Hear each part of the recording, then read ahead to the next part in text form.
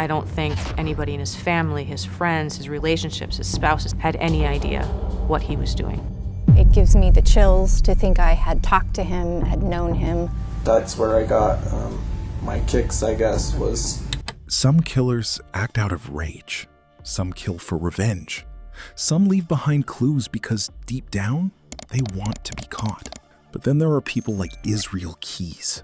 The blood, where do you believe the blood came from? I think it was Israel's blood. Israel Keyes is a serial killer who hid his crimes for many years. He was meticulous, he was incredibly bright, and he was incredibly lethal. A man who treated murder like a military operation. A predator who traveled across America hiding weapons, cash, and tools in secret buried containers called kill kits. A man investigators believe may have murdered far more people than anyone will ever know. For years, he moved through society unnoticed. He worked construction jobs. He owned a business. He smiled during interviews. He paid taxes. He blended in.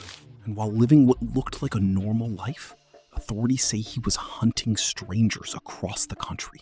Not people he knew, not people connected to him. Random victims, chosen simply because they were vulnerable. He would wait until he had the victims under control, and then that's when I think the real monster came out. And what made Israel Keyes truly terrifying was patience. He could spend years planning a crime. He studied police investigations. He avoided patterns. He flew to one city, rented a car in another, then drove hundreds of miles to attack someone completely unrelated to him. No connection, no motive, no warning. For over a decade, it worked until one mistake changed everything. This is the story of Israel Keyes, the serial killer who may still have secrets buried across America.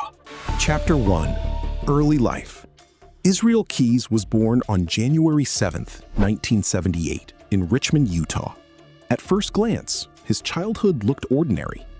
But behind closed doors, life was anything but normal.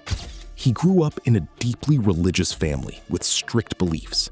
His parents distrusted the government, mainstream society, and public education. As a result, Israel and his siblings were homeschooled for most of their childhood.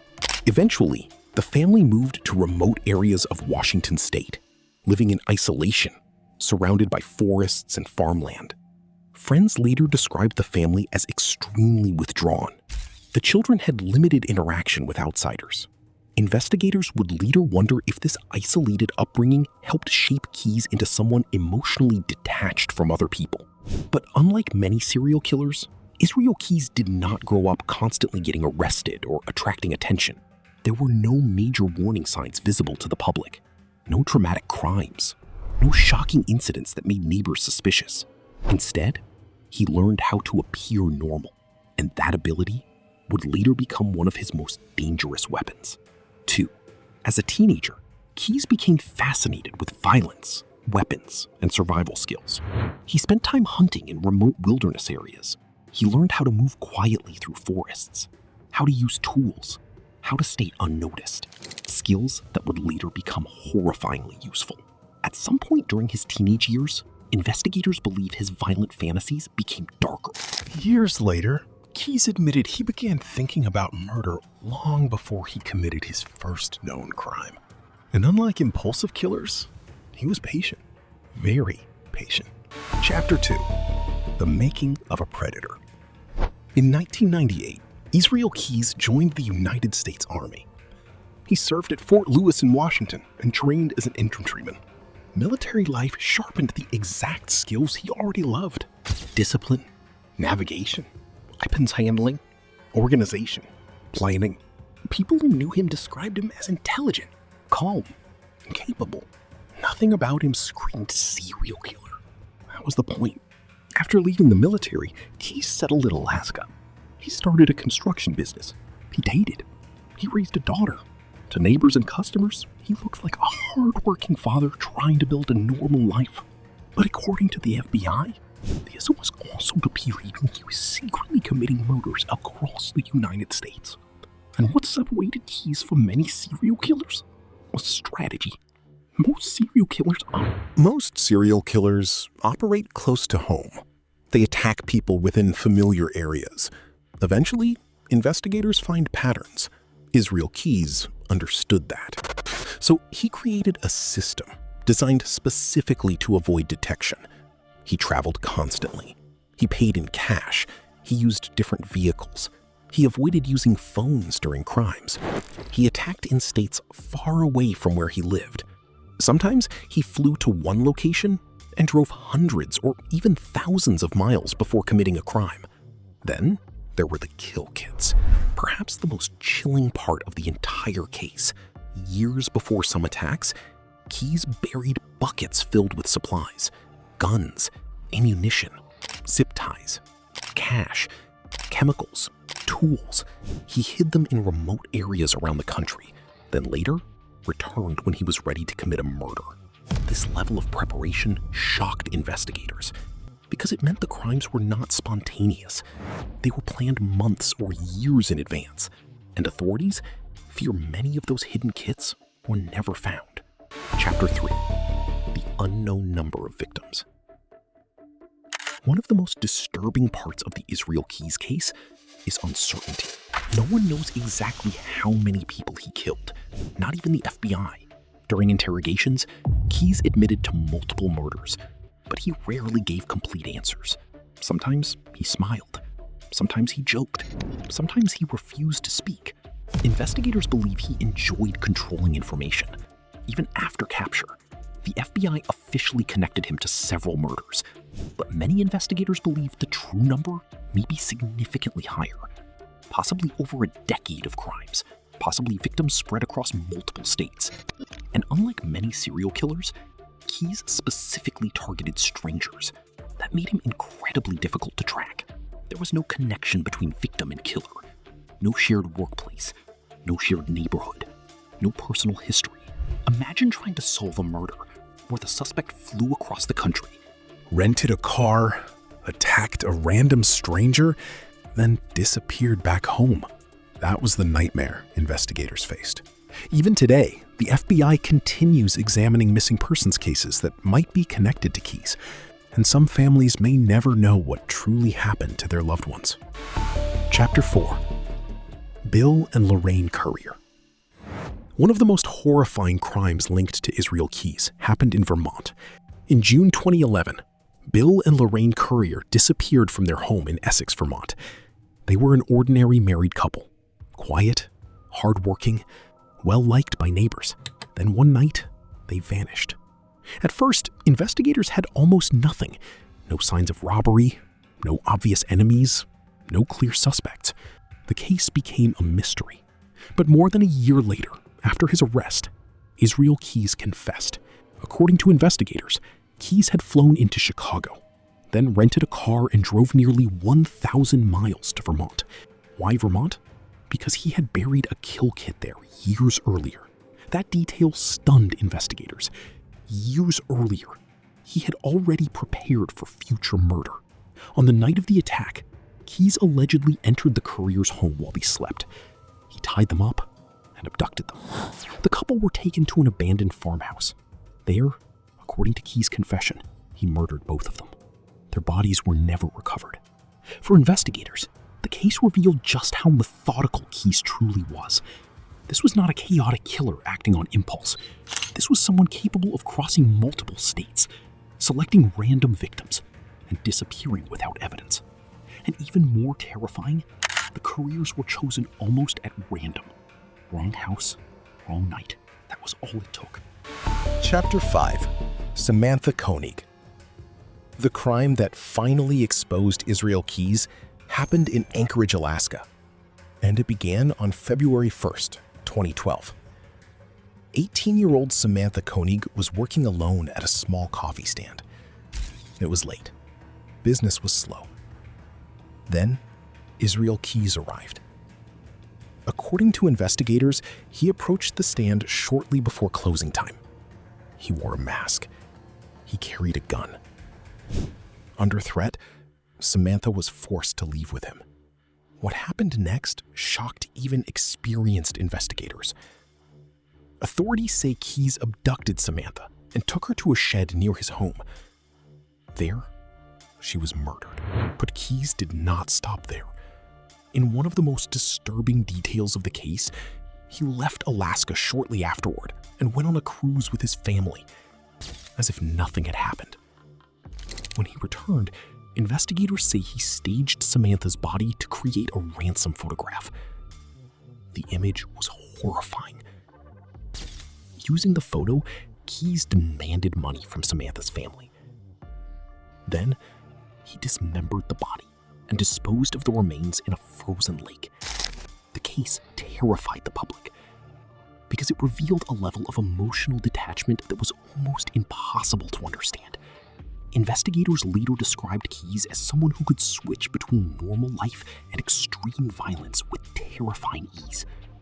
One moment he was a father, a businessman, a tourist on vacation. The next, a calculated killer. Chapter 6. The Mistake That Ended Everything. For years, Israel Keyes avoided capture. But after Samantha Koenig's murder, he made a critical mistake. He began using Samantha's debit card. Investigators tracked withdrawals across multiple states: Texas, New Mexico, Arizona. Authorities followed the trail. Then, on March 13th, 2012, police stopped Keyes in Lufkin, Texas. Inside his vehicle, investigators discovered alarming evidence: weapons, cash, disguises, Samantha's debit card.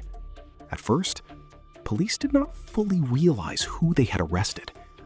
But as investigators dug deeper, the picture became darker, much darker.